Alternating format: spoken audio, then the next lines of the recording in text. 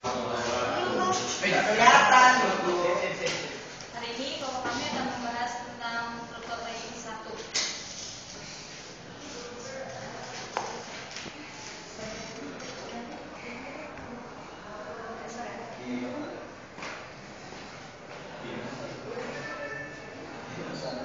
Metode prototyping sebagai suatu paradigma baru dalam pengembangan sistem informasi. Tidak hanya sekedar suatu evolusi dari metode pengembangan sistem informasi yang sudah ada, tapi sekaligus merupakan revolusi dalam pengembangan sistem informasi manajemen. Jenis-jenis prototyping meliputi 1. Usability prototyping, 2. Requirement prototyping, 3. Design prototyping, 4. Implementation prototyping. Yang kedua, akan membahas tentang rapid prototyping. Rapid prototyping dapat didefinisikan sebagai metode-metode yang digunakan untuk membuat model berskala dari mulai bagian suatu produk ataupun rakitan produk secara cepat dengan menggunakan data komputer aided design atau CAD 3 dimensi.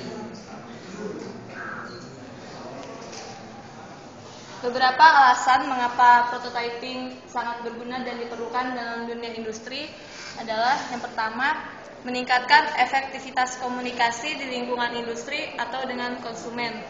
Kedua, mengurangi kesalahan-kesalahan produksi yang mengakibatkan membengkaknya biaya produksi. Yang ketiga, mengurangi waktu pengembangan produk. Yang keempat, meminimalisasi perubahan-perubahan mendasar. Yang kelima, memperpanjang jangka pakai produk, misalnya dengan menambahkan beberapa komponen fitur atau mengurangi fitur-fitur yang tidak diperlukan dalam desain. Selanjutnya, tentang dimensi prototype. Pertama, penyajian, bagaimana desain dilukiskan atau diwakili. Kedua, dapat berupa uraian tekstual atau dapat visual dan diagram.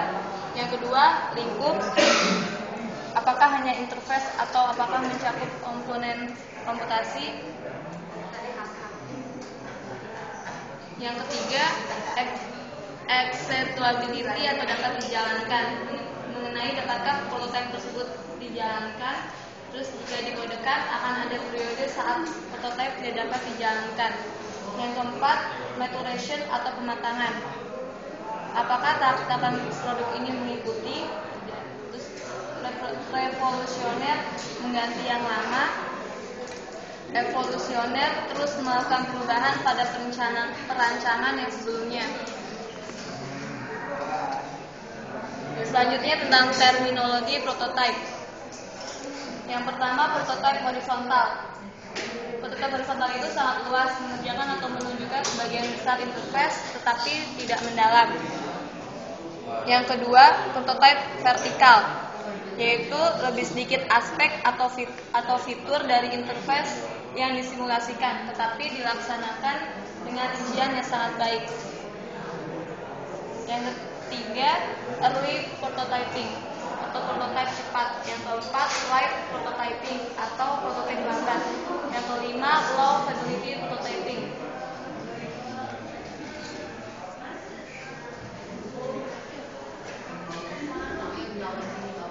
Yang keenam, mid fidelity prototyping atau prototype dengan tingkat kecepatan sedang. Ini mengenai front schematic, terus navigasi dan fungsi yang disimulasikan biasanya berbasis pada apa yang ditampilkan pada layar atau simulasi layar. Terus contoh tools yang digunakan yaitu PowerPoint, Illustrator dan lain-lain. Yang ketujuh, high fidelity prototyping, prototype dengan tingkat ketepatan yang tinggi. Mengenai high-fi prototype seperti sistem akhir, menggunakan bahan baku yang sama seperti produk akhir. Terus tools umum yang digunakan Macromedia Director, Visual Basic dan Flash. Terus yang selanjutnya tentang metode-metode rapid prototyping. Yang pertama tentang non-komputer, itu biasanya dikerjakan lebih awal dalam proses pembuatannya. Terus yang kedua, komputer based. biasanya dikerjakan kemudian.